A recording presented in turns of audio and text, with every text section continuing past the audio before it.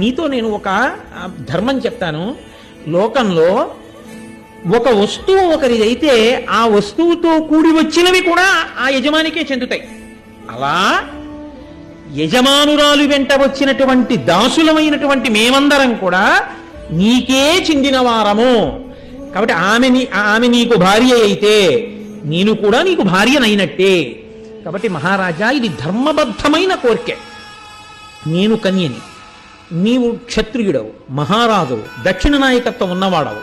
కాబట్టి నేను పక్కన మహారాజ్ఞీ స్థానంలో కూర్చోపెట్టమని కానీ, సింహాసనం మీద కూర్చోపెట్టమని కానీ, పత్ని స్థానం ఇమ్మని కానీ, యజ్ఞం చేసేటప్పుడు నన్ను పక్కన కూర్చోపెట్టుకోమని కానీ నేను ఈ కోరికలు కోరను.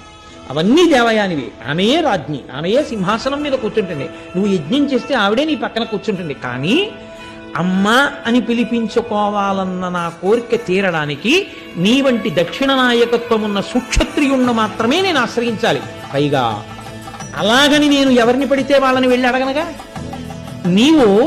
నేను ఏ దేవయానితో వచ్చానో ఆ దేవయానికి నాథుడవు. కాబట్టి నేను నీకు చెందుతాను. కాబట్టి నువ్వు నా కోరిక తీర్చాలి. నాకు పుత్రుల్ని కటాక్షించాలి. కామోపభోగం కాదు నేను కోరేది. నేను అమ్మని కావాలి, నాకు ధర్మ సంతానం కావాలని అడిగింది. ఎంత ధార్మికమైన కోరిక అనేది. ఆవిడ ధర్మం తప్పరాదు.